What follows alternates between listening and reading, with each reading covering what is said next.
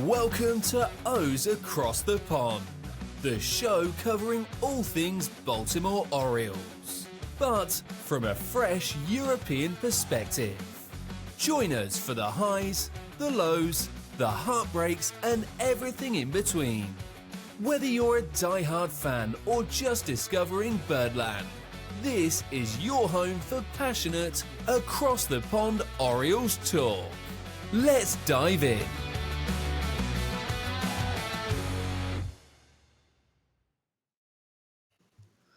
Welcome back, everyone. My name's Simon. I'm joined by Thomas and Andy for our latest edition of O's Across the Pond. Hi, guys.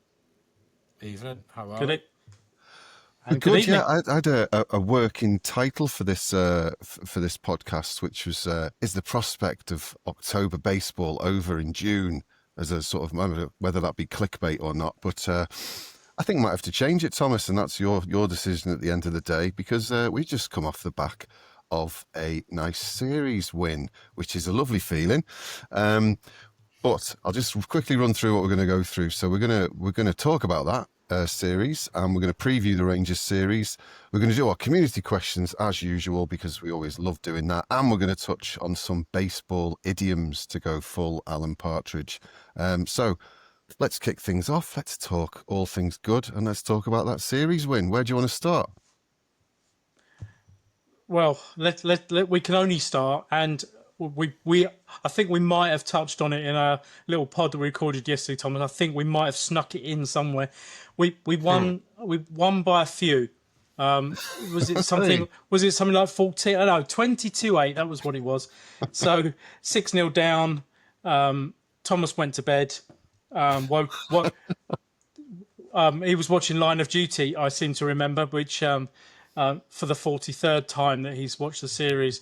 But he woke up in the morning and thought his phone had gone mad because it said we'd won 22-8. It was absolutely astonishing. Never seen anything like it by the Orioles. It was one of those days that, I mean, I said yesterday, the condensed game couldn't hold all the runs. That was the problem. You only get out from like 12 minutes, and it only had half of them. So everyone was a bit disappointed with that. But absolutely brilliant all over everyone except for, well, no one. Everyone did well. It was record breaking, wasn't it? I did look this up because I didn't know. Biggest ever score was 23-1 against the Blue Jays in 2000. Well, we equaled the Red Sox for the most runs scored against the Rays. I know they're somewhat tenuous, some of these statistics and records, but I think we'll take it this season, won't we, Thomas?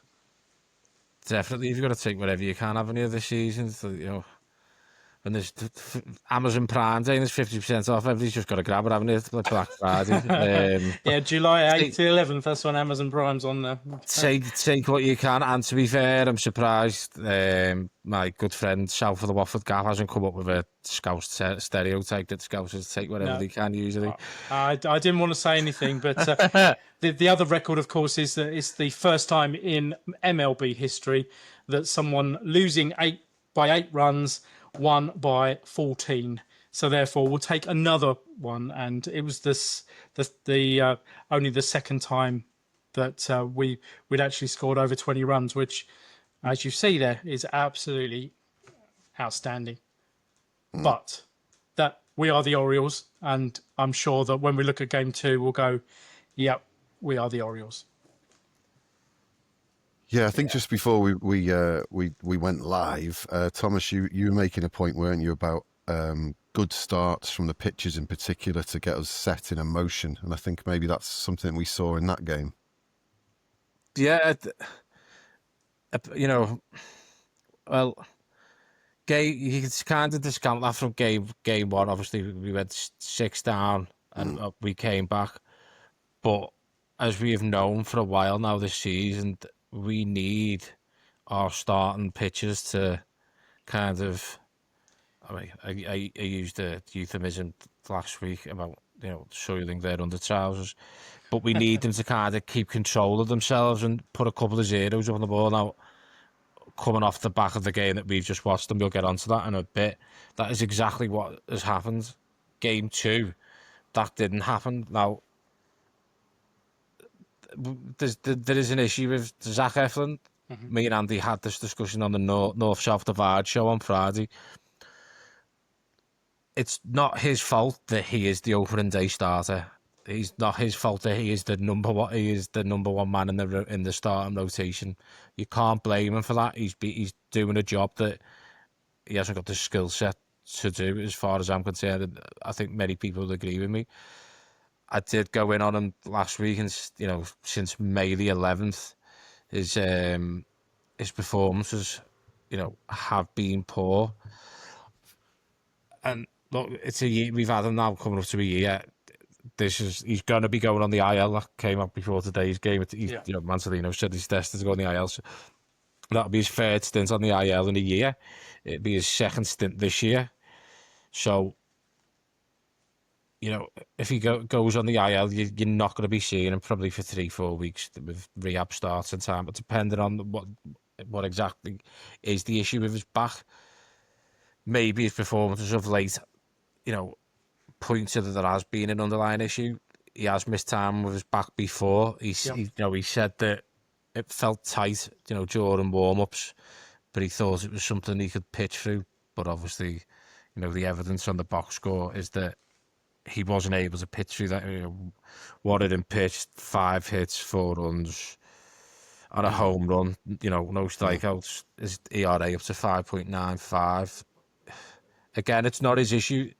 He was never going to be. He was never meant to be the number one starter this season. How the cards fell during spring training and then early on in the season. That's just how it's been. It's difficult, isn't it? As football fans in the UK, we sort of applaud, don't we? And it's seen as a badge of honour when you play through the pain. Yep. And particularly maybe up until recent decades. But with baseball, in some senses, it's a team game. But from the pitcher's perspective, it's often that individual one against one, which is why a lot of us love the game. I sort of find myself half applauding Eflin, like you said there, Thomas, for playing through that. But is it foolhardy in baseball to do such a thing?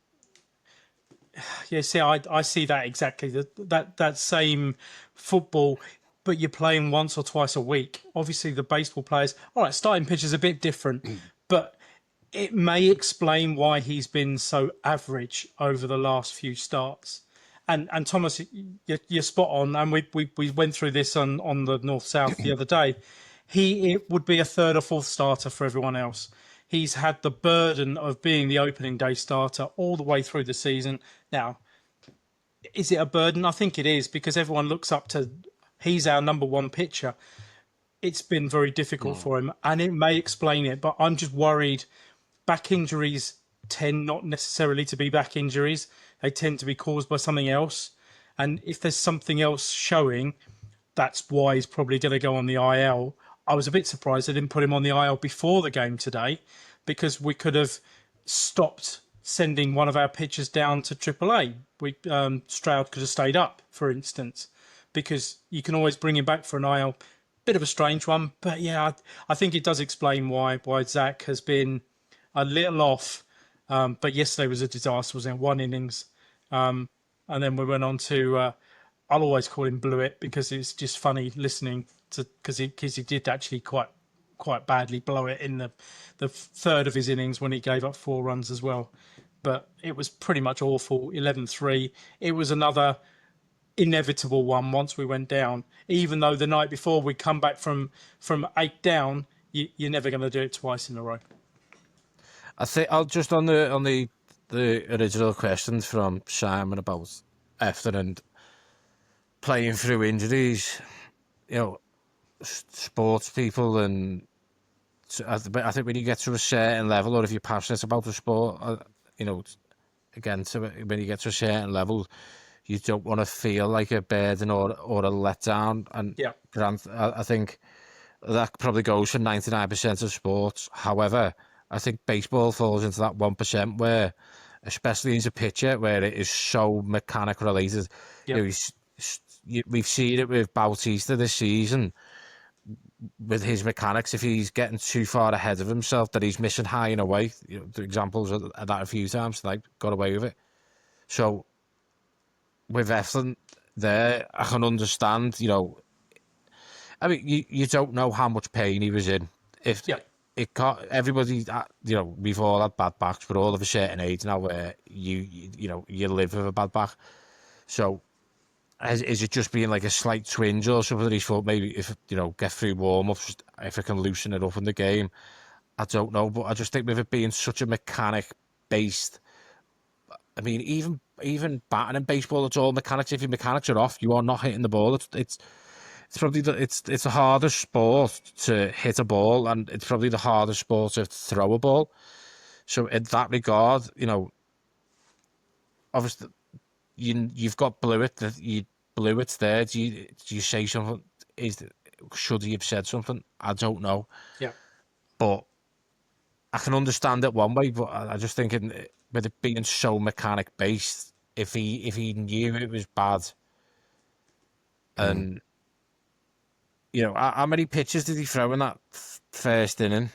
I forgot the pitch count. 806, I think. it's about that. I have to fact check that. Do you know what I mean? Unless I don't know whether he was thinking if I can throw 15 inning pitch, like I don't know, but I do feel a bit sorry for Brandon Young as well. He's sort of like a sacrificial. He only seems to come in. He's like Operation sort of human shield, isn't he? He comes in only when it's like the worst possible circumstance, like baptism of fire each time. And I imagine, I don't think his stats tell the full story, probably, not just in that game, but he seems to really have to come in a pinch, doesn't he? And he's not had that much big league experience. So I'm not too down on him. I don't know, am I wrong on that, do you think? Or no, I mean you've always got a pitcher that's going to be the one that comes in to just try and steady the ship and give you a few innings. But I think you're right. He ends up, at least it wasn't someone like Cionel Perez or someone like that we remember that name. He'll be back soon, by the way. well. I know that will lighten us up as we go into the second half when Cionel's coming in. At least we might catch a ball that goes. When I got that notification before we've made the following transactions. I thought no. Yeah, no. You knew it was going to be an arm change, but I was thinking just don't be that one. Just disappear into oblivion. Put him on a one-way flight to Neptune. But arms-wise, what we have seen and we've just witnessed was it as far as to say a masterclass from Mr. Kramer? I mean, we have this, you know, I think Ben was talking, Ben as if I knew him, in commentary about him warming up through the season, and he was hot, wasn't he? It was great. Dean Kramer is one of those pitchers that's either hot or blooming awful, and he has been as hot as he has been for a long time, and he was lights out. Let's face it. He was cruising through that. There was never a time where you thought, "Oh, he's going to get into trouble now." He got he got a double play finish. He could just put that ball where he wanted, and he was absolutely great. I think it was probably. I mean, we've had a couple of really good performances. That was probably his best one against what we must remember are a very, very strong batting Tampa Bay team. They're no fools. They can hit the ball, as we've seen, 11 runs on, and they tonked us for a few just last year. I can't remember. It's been erased from my memory banks how many runs they put past us. But they're a really, really good batting team at the moment. So he just put them to bed and said good night, and we got 7 strong innings out of Dean again, which was. Well, we needed it after yesterday. I can only imagine how confusing. You know the little bits of paper they look at, the catchers on their arm, and the outfielders have got their little notes. When you're playing the Rays, it's got like low, low, low and away, low, up and low, and they must be thinking, no, whatever, knuckleball it, it's fine, whatever. Yeah. I'll do. But yeah, they've been hot, haven't they? And I mean, were you surprised by how good the Rays were, Thomas? Because I've not watched a lot of them this season, but so the Rays, I wasn't surprised. I'm not surprised at how good of a start they've had. Well, it's smaller a start, isn't it? Friday was halfway through the season.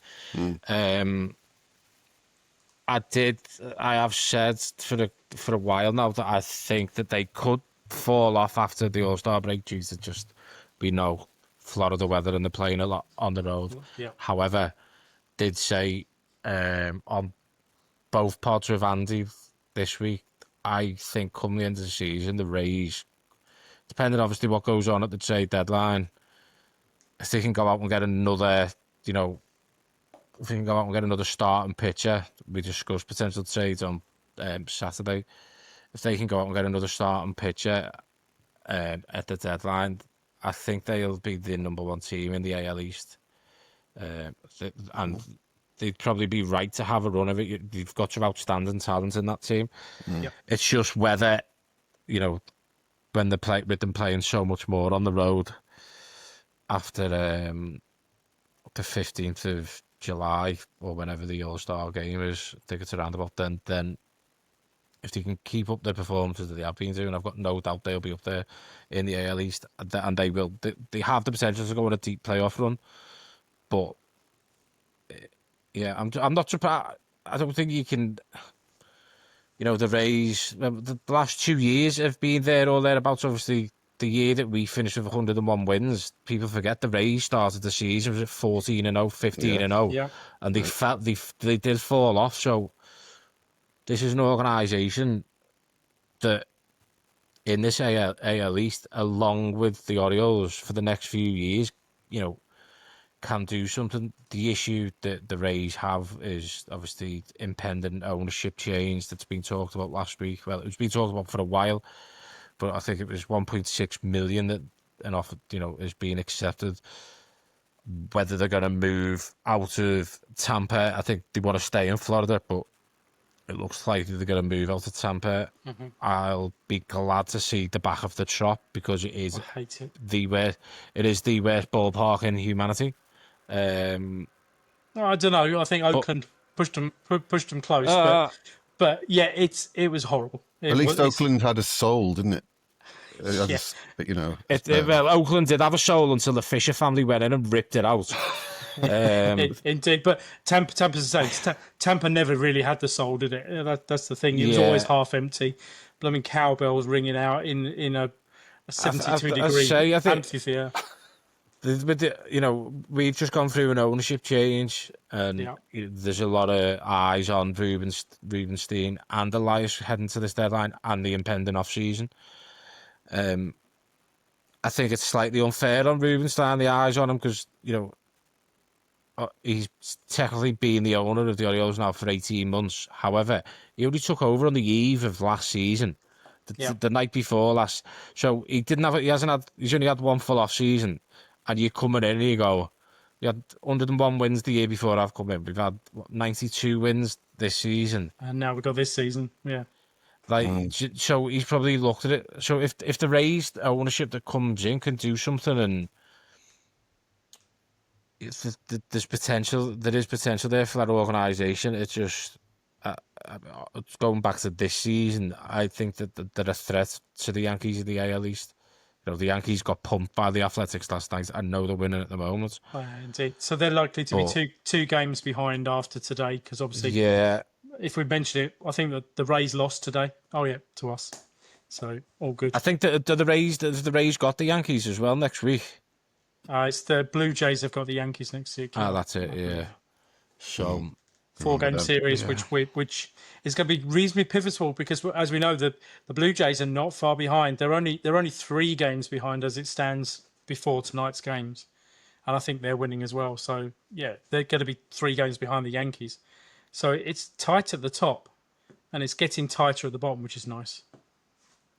Yeah, I had a question prepared for this pod, and I don't know if it's going to sound negative, but every week we've sort of been checking in pretty much since quite early in the season, try to sort of say, where's the tipping point? When does playoff baseball for the Orioles become miracle territory?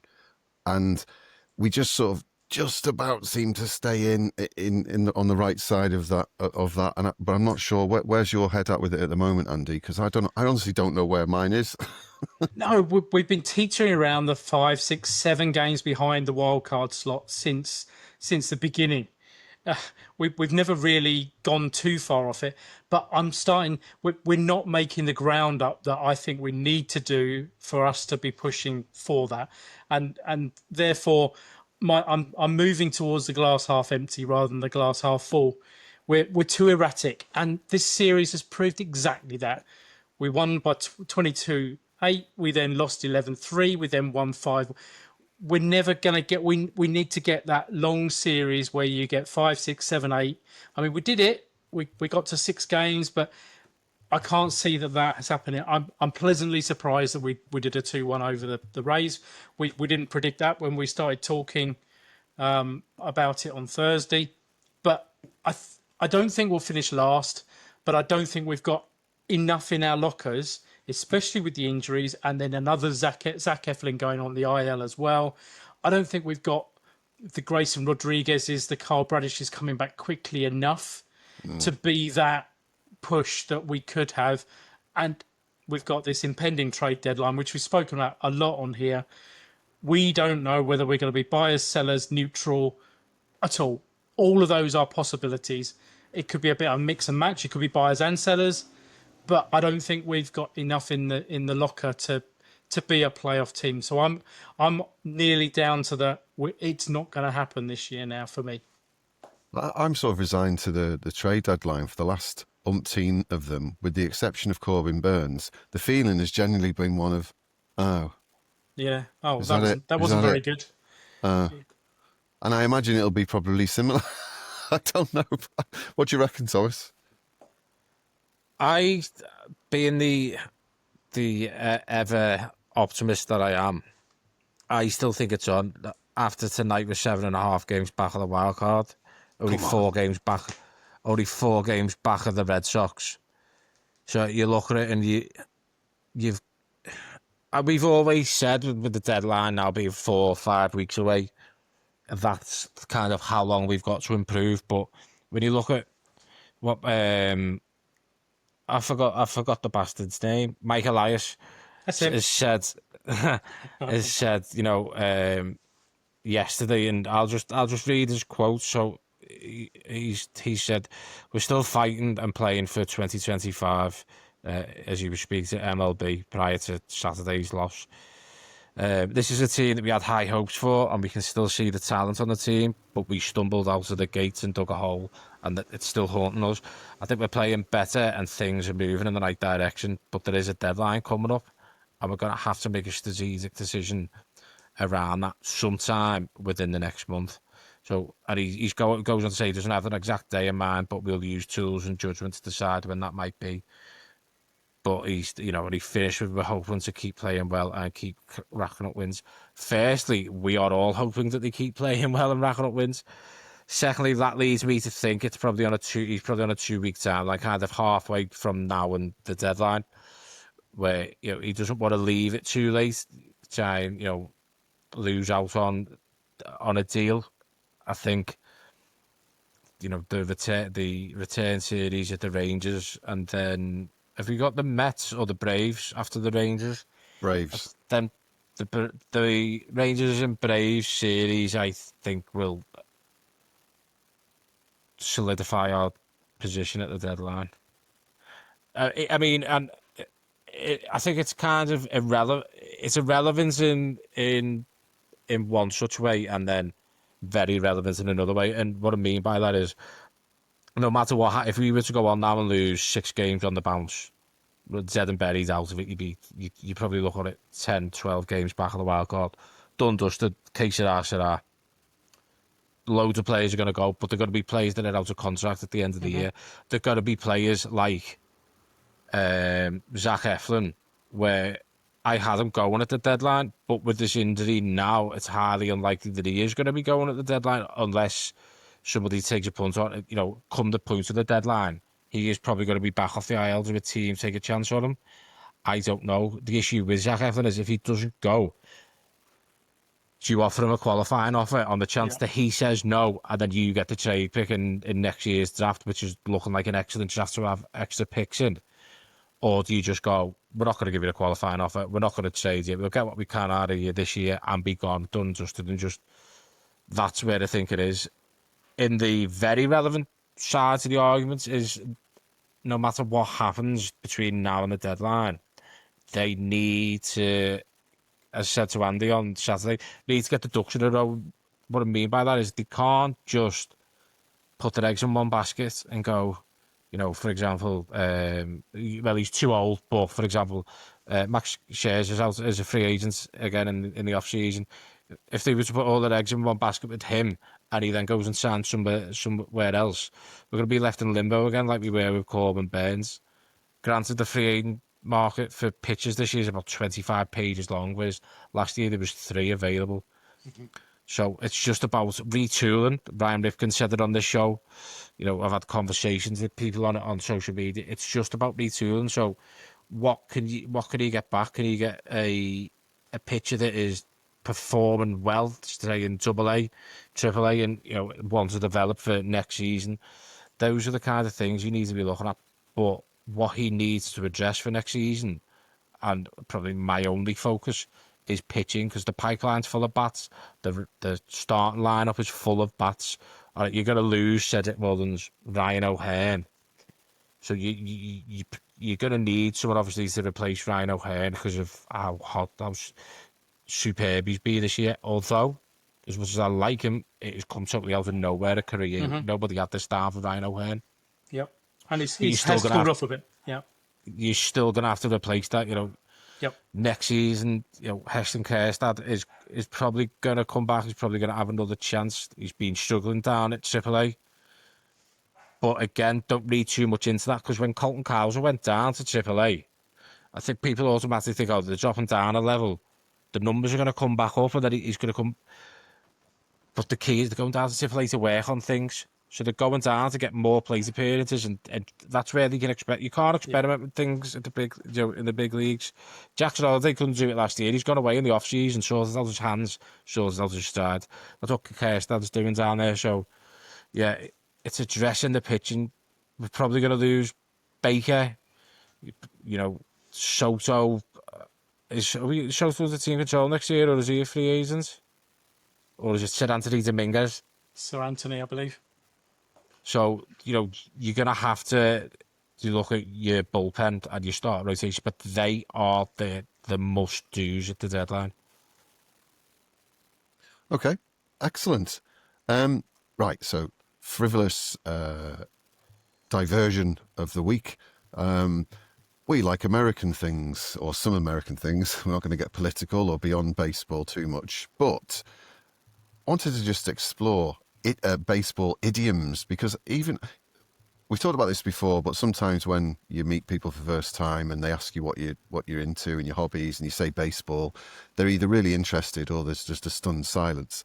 But what I believe is that a lot of people in Europe, beyond America really, don't realise is the amount of baseball parlance and idioms that creep into day-to-day language. So I wanted to just explore a handful of those with you both.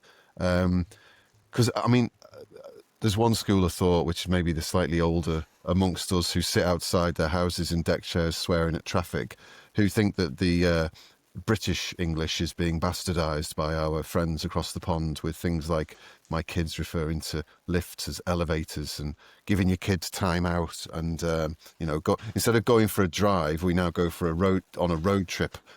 Where my parents never went on a road trip. Well, some of it we embrace, whether it's from, striking out and the like. So I don't know if any sort of sprung to mind with you, Andy, off the top of your head. You may have seen us giggling in the background, but one of the things obviously is a grand slam. Now, for the grand slam, we know what it is. It's if all the bases are covered and we'll just, for example, use someone that could possibly do it for us, like Jorge Mateo. We know what it means, but what do others think of a grand slam? If you went up to someone in England and went, "I'm going to hit a grand slam," you wouldn't know what it was unless you like baseball. So no. That's exactly what we're trying to look at. I don't think there is anything that we would actually think that you'd be looked at and go, I haven't got a clue what you're talking about. Just go and get yourself a new tattoo and off we go. But Well, throwing someone a curveball, you know, people would know that straight away, wouldn't they? Yeah, throwing a curveball, absolutely. We do that all the time. We do it on this pod. We throw curveballs at each other to try and knock ourselves off stride. But yeah, absolutely, throwing a curveball, that's a common one for us. Yeah, But going there's some for others. someone, going to bat for someone. I've heard certainly relatively common. Yeah, because we'd probably pick that up from cricket, wouldn't we? Where True. you do the very similar thing. We're getting to third base now, of course. Now that has a very different connotation in the UK, and anyone would know. But what is indeed third base? I mean, who can say? Don't ask me. There's people have various versions of what actually getting to third base is. You know, all I know is I've never hit many singles. I've never hit many doubles. I have hit plenty of triples in my time. I've struck out more than most. I think that's where I think. Yeah, and I've been on the IL, so I'm all right. Yeah, talking of like, striking out, or the phrase "you struck out," it can be used, and it's usually with whether it's people like annoying you, or I suppose children and misbehaviour, like, that's strike one, you've had a warning now, and strike two, strike three. But also one of my favourite like movie quotes is Denzel Washington in Fences. And it's a good example of where, his son, Denzel thinks he's showing him a bit of disrespect. He goes, well, that's strike one. Now, you're in the batter's box. Don't you go and strike out. And I've used it a few times with a few people in the group who have, whether it was that whole a week back, and you're on a full count now. So don't be striking out. Indeed. Like out of left field, that's probably another one where it's similar to curveball, isn't it? Like, I think that's come from left field, that you could be in work doing a project or something, and then you can't. Your It's a boss comes in magnificent and throws. idea. Yeah. Yeah, it's usually somebody in a suit who wants to cut down on costs, and you're like, oh, you know what I mean? Yeah, make you redundant. That came out of left field. Yeah. There's a few of them. Yeah, like a shock, isn't it? Well, that's come out of left field. Great group in the 90s and 2000s as well. The rain check, I looked this one up. Rain check has its origin in baseball as well, because I wouldn't have definitely known that was the case, but I'm going to take a rain check has apparently come from baseball, and we've seen a few of those recently. And obviously Baltimore has a bit of a history of that as well, with the Raining in Baltimore song and the rest of it. So yeah, I didn't know that one, so there's a little bit of trivia for the listeners who might have already known. I don't know. I presume there is a lot of, for our American listeners, for being different regions of the UK, there is different slang, but for me, I think this is one which it's the same across the whole UK. Like a rain check is like, if I've made plans with someone or something else has come up, or you can't do, we'll put a rain check on that. Yep. It just means put it off. Usually it coincides if you're meant to be going out with a few beers with a few of your mates, and one of them's got kids and can't make it, and they go, I'm going to have to put a rain check on that. Do you know what I mean? So yeah, exactly. Well, there's a little delve into some baseball idioms anyway before we moved on. I just wanted to sort of touch on stuff like that throughout the podcast, but we're going to be meeting the Rangers again. I was slightly disappointed when we've just played someone and then we play them again very soon after, but obviously they're quite familiar. Schedule's been guilty for it this season. It's been shocking. I hate the schedule with a passion. It's the same as football. What you don't want to see is playing the same team and then 3 weeks later playing them again, because a lot of it, you become over familiar, and I don't think we're very good at it, although we've just disproved it with the Rays, because we saw very similar pitches and we did very similar things to those pitches. But I don't like it. I'd much rather the season be more evenly matched. I don't actually like the divisional structure of MLB much anyway, because it doesn't make any difference anymore. Why would you worry about who you're playing in your division?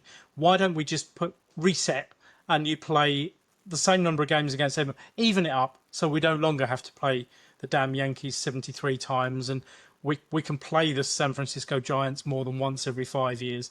That type of thing. Notwithstanding that the travelling in the US is a little bit more than we used to in the UK, maybe. Yeah. I mean, some of the shorter journeys that we've got that they have in America is like London to Scotland. So me going to see Grant in wherever he is in Morton or Greenock. On the schedule, I think it is interesting. Obviously, there's 100. They cram 162 games into 6 months of the year, and then you've got obviously, October baseball as well that you've then got to go and play. I know with football, it tends to be that your first game of the season, you do not play them again until you've played everybody else. Yeah. But it usually, I know it's a common thing in the Premier League that you'll usually play somebody around about Christmas and then you'll play them again in January because the fixtures reverse type thing. Yeah. That you can't. You can't really get away with it. You can't do it with the state of the MLB at the moment. I think if they expand to 32 teams, and I don't know if they expanded to 32 teams, would you just go 2 straight divisions? I hope so, but there's so many traditionalists, isn't there, in the game? Yeah, that even obviously keep a few like inter-division games, so we still get to go and play Dodgers or the Mets or whatever. But I think it would be good to have 32 teams, AL, NL. Play everybody in your division twice. I think with everything, with all sports, you see it where there's constant changes to kind of improve player safety and player welfare. There's a ridiculous tournament going on at the moment in America which just hasn't took player welfare. It's just a money grab, and that's something that FIFA and politics has got a hold of that one, but. Yeah. It's something that the MLB are going to have to look at. You look at injuries, it's through the roof. There's the kind of race to 3 figures pitching as well. It's not good. And if they do, I know the commissioner wants to expand to 32, or at least have plans in place for an expansion by 2032, but he wants the plans in place by the time he retires in 2028.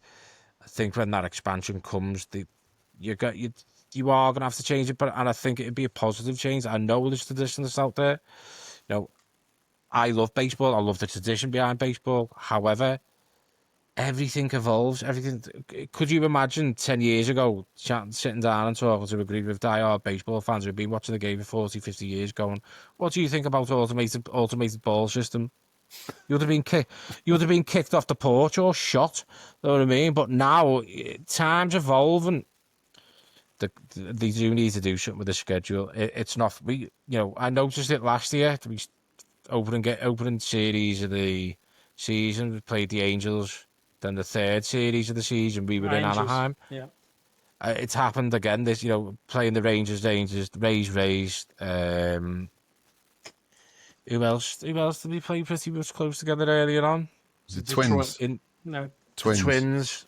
And did we play the Reds as well? Yeah, we played quite a few together, and that's why we remember it, because it's quite recent, isn't it? Yeah. But I agree. I think it'll also get rid of the fact that you can actually get in the playoffs occasionally in a minus 500 situation. Yeah. But by having all the teams together, it means that the ones that are doing better, so you could have 3 or 4 that would be in our division potentially going into the playoffs altogether, whereas that can't happen at the moment because life is too difficult for that. What do we need to do to win the series then against the Rangers if we are going to put up some kind of run? It's a tough one. Well, saying that, we're looking to keep everyone on turn at the moment. So our pitch is going to be Trevor Rogers. So if Trevor Rogers does what he did last time, then when we've got a chance. Uncle Charlie, well, we know Uncle Charlie can be good and he can be not so good, but in general he's good. Tommy Sagano's got to do something soon because he can't cope with the heat. I don't know how hot it's going to be in Texas, but the fact it's in Texas sounds like it's going to be hot, to be honest, and that is a concern. We're up against 3 really, really two really, really good pitchers and one that, we beat him last time. So Patrick Corbin in game one, which is tomorrow night. So we don't have a game off, which I thought we had. But of course, that was me getting confused with my own self because it's a 1:05 a.m. UK time Tuesday morning. And the MLB app is shit for people in the UK. Absolutely, which is why I did the friendly spreadsheet, and I didn't read it myself, which just typical of me. But we beat Patrick Corbin 6-0 last week, so we did okay. We need to do that again. Same matchup, but is Trevor Rogers going to be exactly the same? Well, we'll have to wait and see. Then Jacob deGrom, he's 8-2, ERA just over 2. He did a one-hitter on us last week. Enough said. Even if Charlie Morton's lights out, you're going to lose 2 or 3 runs. So that's 3-1 loss, almost certain. And then Nathan Eovaldi, who, whilst he's only 4-3, he's got an obscene 1.87 ERA. I said with a Jaws thing, we're going to need a bigger bat because someone's got to hit something, but him against Tommy Segano could be painful. He's definitely earning every single bit of that contract we discussed yesterday, didn't he? Yeah, absolutely. 3 years, 75 million, and he's putting up figures like that. When he's 4-3 with that ERA, it just shows how poor the Rangers have been with the bats, doesn't it? He's just had no support. And that's our only chance, isn't it? I think is them not hitting it very well, and us just having our 22 hit or 21 hit, 22 run offense turn up. So what we're predicting then, I'm going to predict a 1-2 loss to the series, I'm afraid, which is, I know, is a bit... What do you reckon? Any different to that? 1.5. Can we go? Can we change the rules just for today? I'm with you. I head 1-2, heart 2-1. I think it's going to be all around. It could go either way. It really depends on whether our bats turn up. I think our pitching is all right this week, and then we're going to an off day Thursday. So hopefully we'll have found someone to replace Zach Eflin that isn't Chase McDermott or any other poorer efforts. I am going to avoid answering the score prediction on the Rangers series. Oh, I'm gonna go. That's not in the rules. Well, I am going to go one step further, and I am going to say we are going to come back from this road trip with a 5-1 win on the week. So that means at some point in the week we need to get a sweep. Okay, you heard it here first. Absolutely, exclusive. Everyone get your bets on. All right, well, we'll move on to some community questions then. One of our favourite bits always. So Garrett in the USA, on Reddit.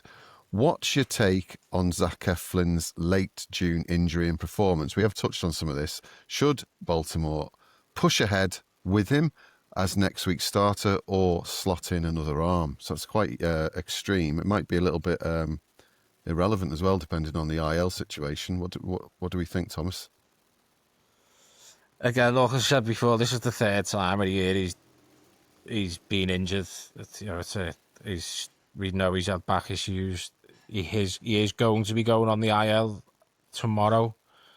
So it'll be interesting to see what move they make there. I presume they will make one straight away with them going out to Texas. Again, Zach Eflin, I don't want to repeat myself, but he's been poor since the 11th of May, and this is his last 3 starts.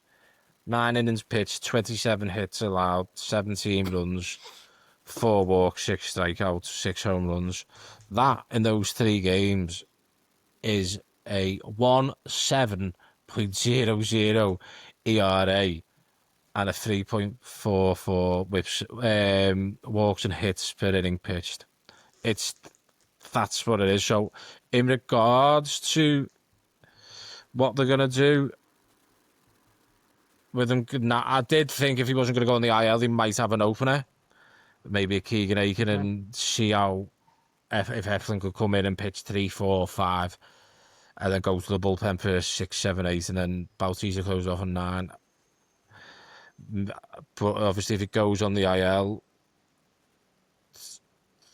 I would imagine Brandon Young will probably come back up. I don't know. What do you think, Andy? I think we might take advantage of the off day and keep everyone on a regular 5-day rather than stretch to 6, because that will get you another week, and we could probably do with a bullpen arm. So we could ask for we'll think of someone that can come up, because I think we've gone through the whole list. But I don't think we'll have anyone pitching for him. I think we'll stay on turn, and therefore in 5 days' time. So when we come along to Friday night, you'll have the same pitcher that pitched today. For that to be the case, though, we are going to need Charlie Morton, Trevor Rogers, and Tommy Susano to go deep.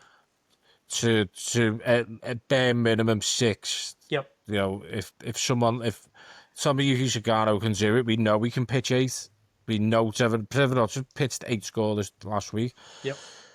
But in typical Orioles fashion, that's what we need. So I will reverse my decision on the series and say that we're going to get pumped 3-0 in Texas. Because the starting rotation will poo itself. Hey, this is very non-traditional, changing your mind halfway or 2/3 of the way through. But that'll be Dean Kramer would be pitching on Friday, and I don't see that as a big issue, especially after the start he's just come off.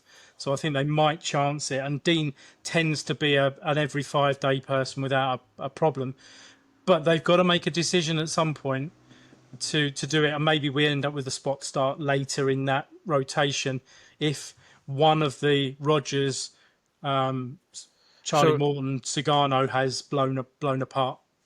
So if he does go on the IL, sorry, go on. If he does go on the IL, do you just bring up another bullpen arm then? Yeah, bring a bullpen up. You can then take someone back down again and bring up a spot starter. I've just Cape over to the rehab start, didn't he, for Norfolk the other day? He did. I think he'll probably need another one, but if you go I hope he does. I hope he needs another 4. At the end of the season would be good. But he could go in probably 10 days' time. So actually, that could get you to that start, which will be in about 10 days' time, funnily enough, because Zach will be, with the off day, that will be 10 days' time, which could just fit. So it might not be the craziest thing in the world. Okay. Jack Taylor in the UK has asked a really good question, I think. At this stage, would it be better to either, number one, accept we won't make the playoffs, make some trades and finish with a poor record and a good chance of getting a high pick in next season's draft lottery, or number two, keep most or if not all our players, keep trying to win as many series as possible. Even if we don't make the playoffs, we try and finish above 500 and with a respectable record. So if you've got a gun to your head and you have to choose one or two, what are you choosing? Why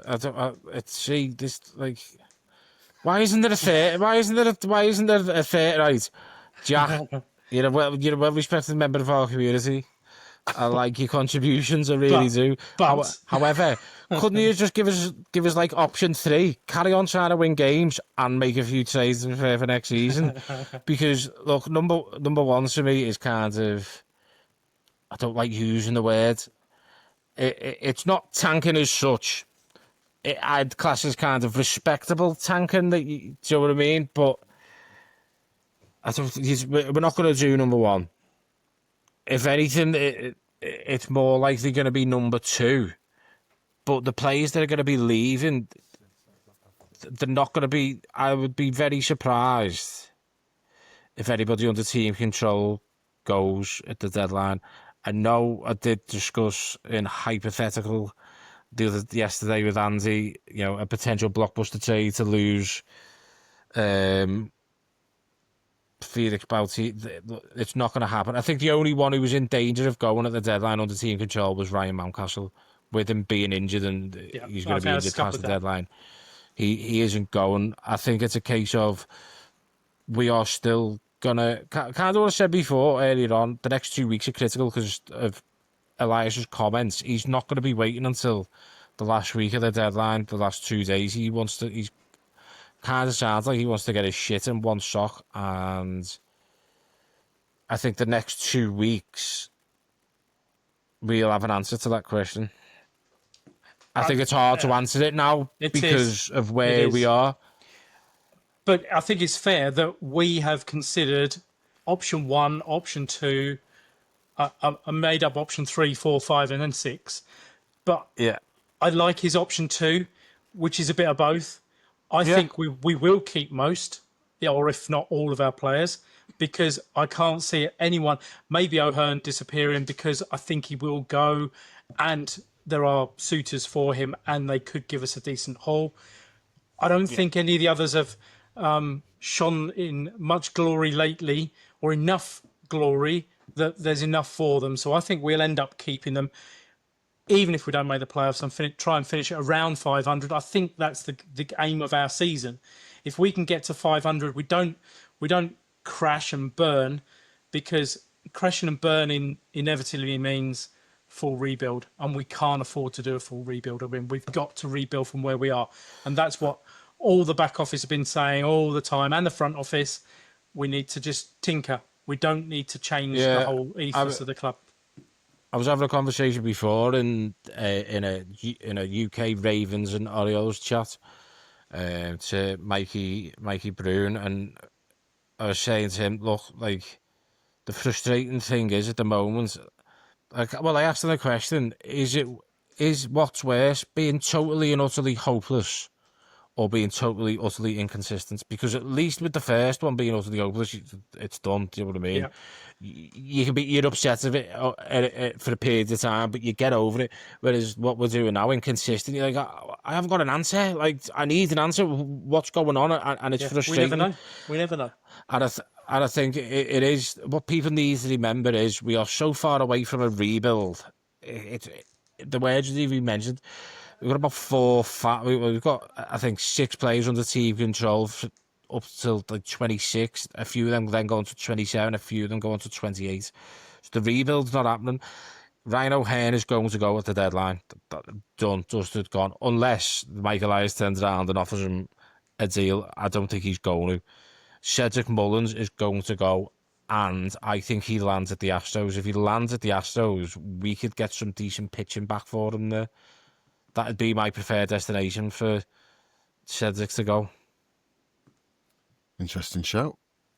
Okay, thank you. So I think we answered your question, Jack, but we did add some more options in there. But that's we thanks for giving me a headache. Yeah. Editorial rights. Yeah, exactly. Yeah. Pierre in the WhatsApp community has asked, are the O's experiencing more players out to IL than other teams? How do we manage being on the edge of the envelope between healthy playing and getting injured?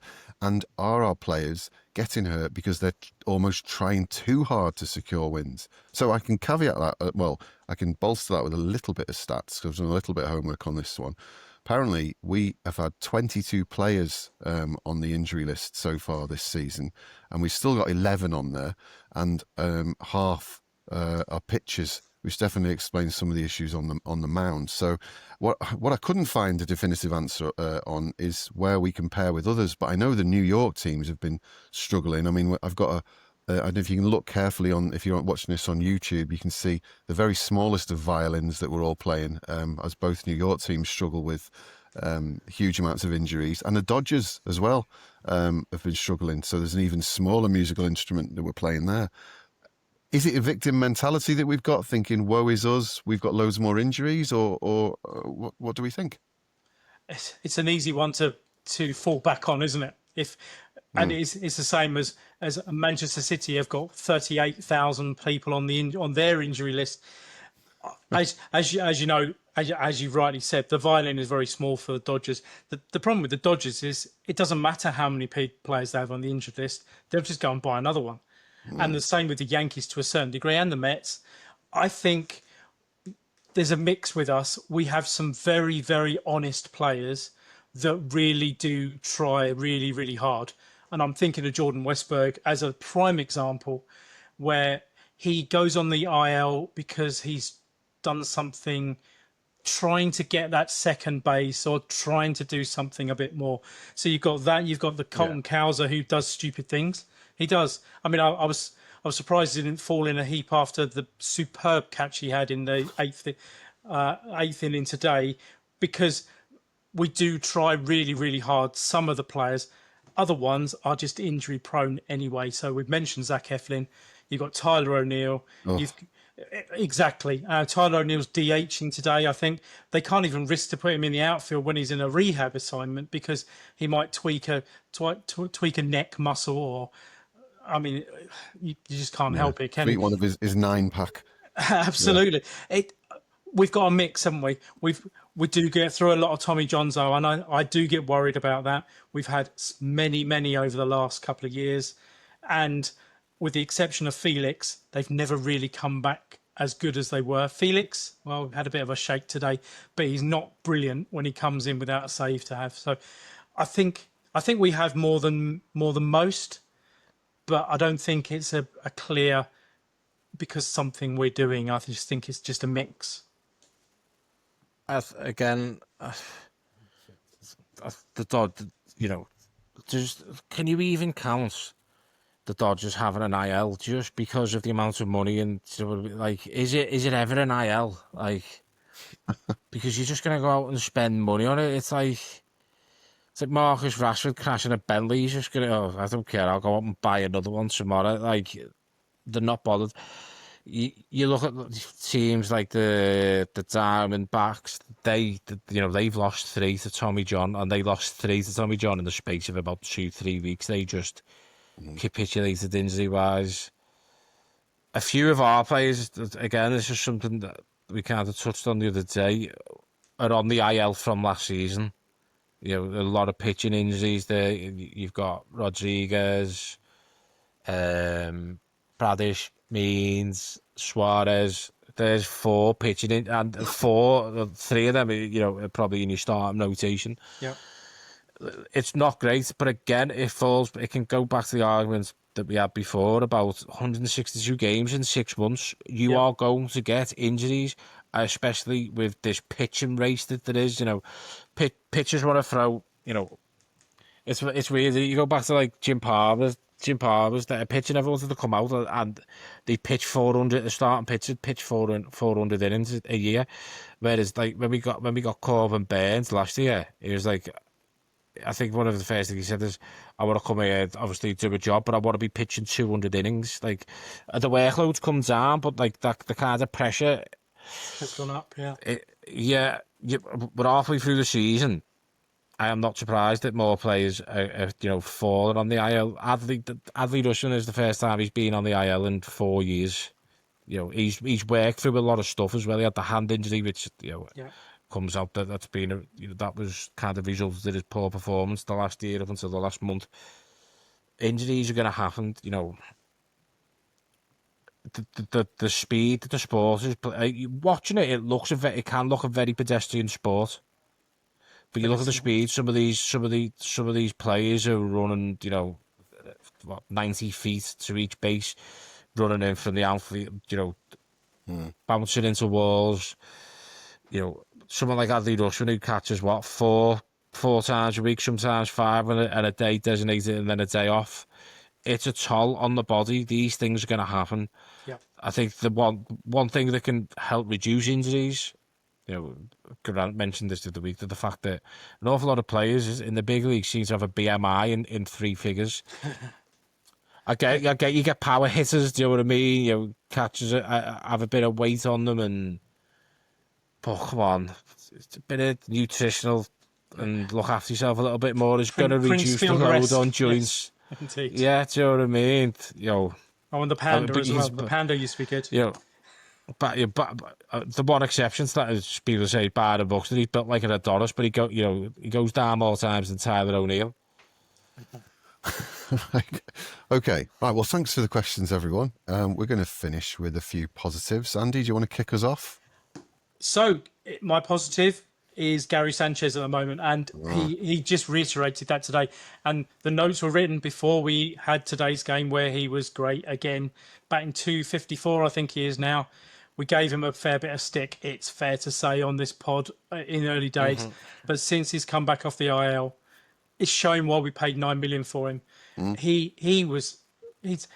I think, and I mentioned this on the pod the other day, I think he is a very big candidate for being a mid-season trade, because I think we can now get value out of him, especially if we feel that we don't need him to be there any longer because Adley's back and we've got Maverick potentially back in the next couple of days, and we've got Mr. Trump and the other one, Stallings, that is sitting in AAA and is a former Gold Glover, so he might be.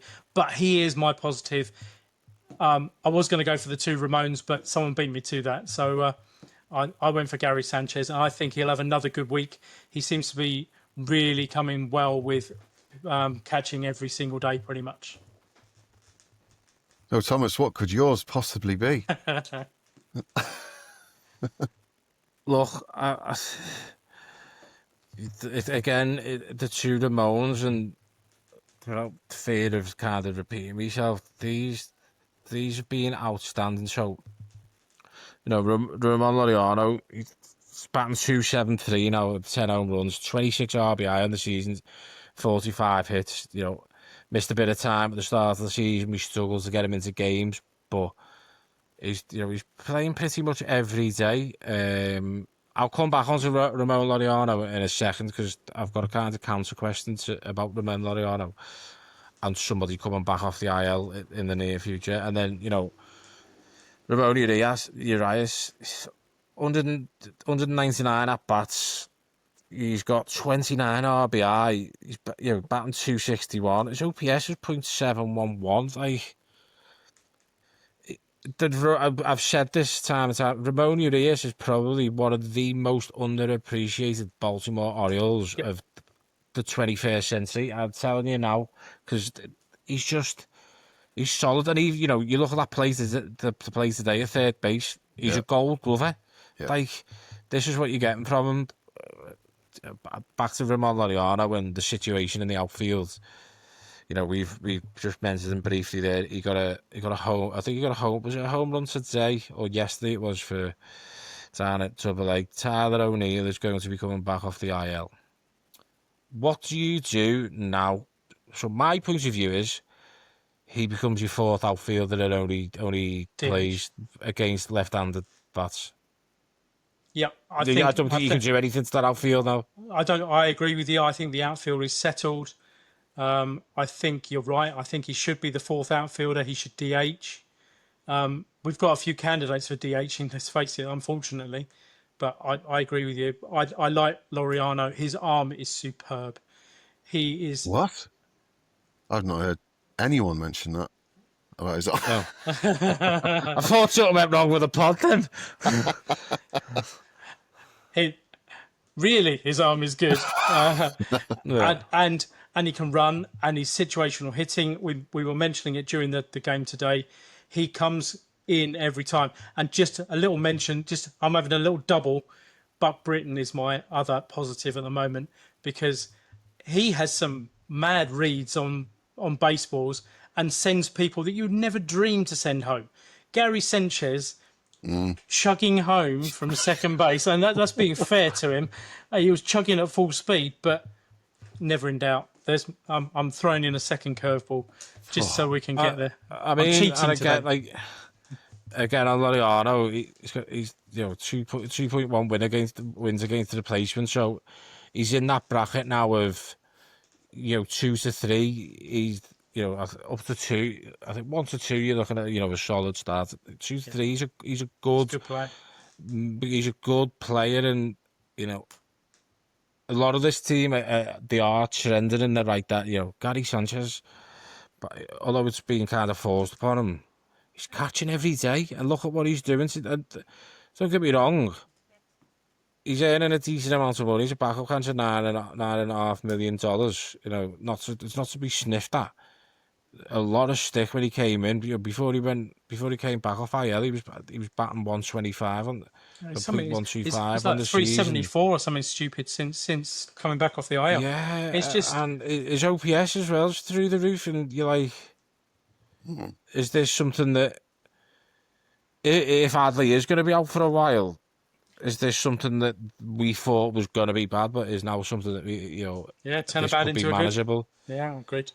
Well, let's be honest. When we first started this pod, we were scrabbling around for 3 positives between us, weren't we? And now we're all doubling up.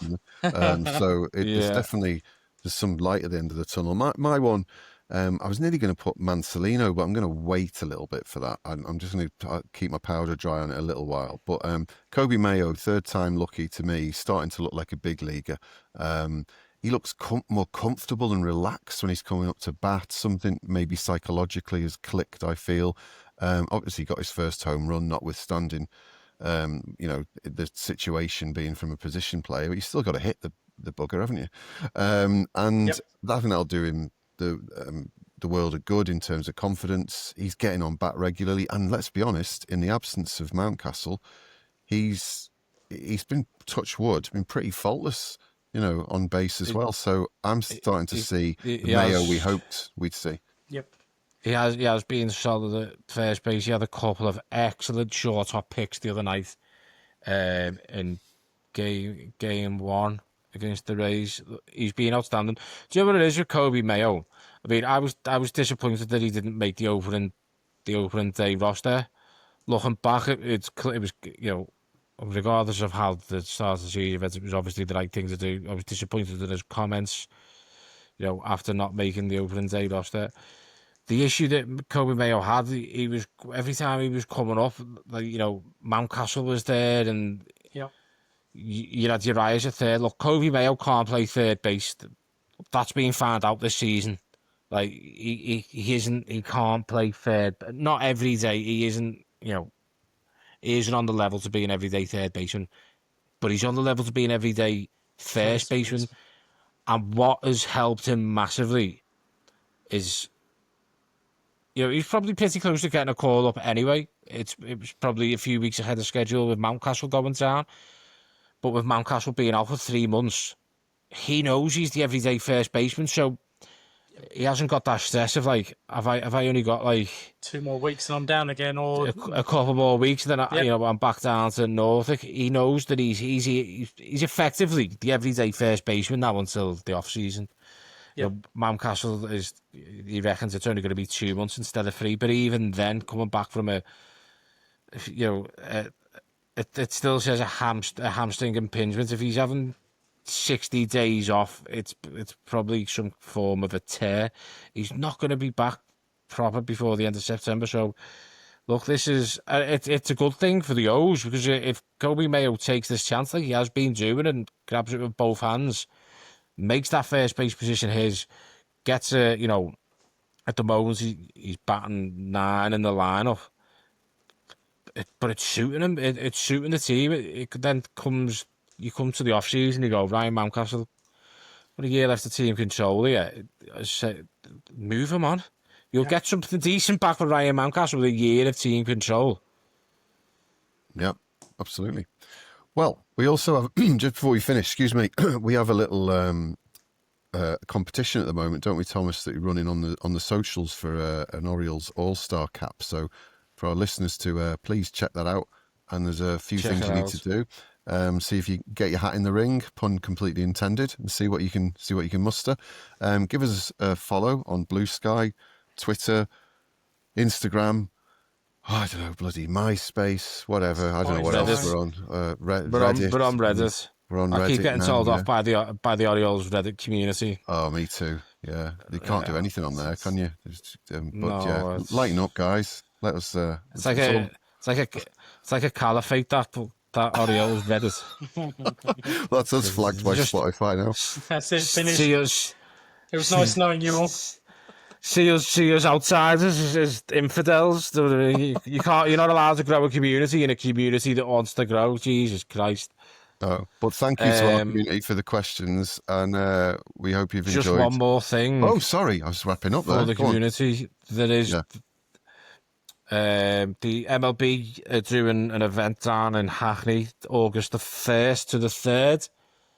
I don't know whether anyone's seen it, but apparently there's only 4 teams in the MLB. Yeah, 4 out of 30. Severe Don't know what. lack of representation down there. but there are going to be some Orioles fans down there, and there might just be a live podcast record from Passyunk. So just stay tuned on the socials. But you need to follow us on the socials to know all that. So click subscribe, like, follow, whatever. Tell your nan that you're listening to us. Get her and all their nursing homes to follow us. Great. Well, we've been O's Across the Pond. Thanks very much for listening. Thanks for your questions. Keep them coming, and we'll see you next time. Cheers, everyone. Cheers. Cheers. Bye now.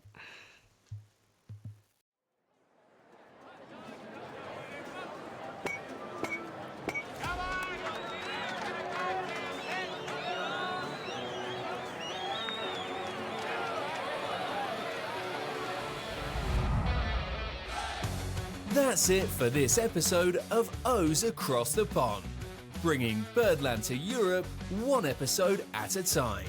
Be sure to subscribe, share, and follow along as we keep the Orioles conversation going from this side of the Atlantic. Until next time, stay loud, stay proud, and let's go O's!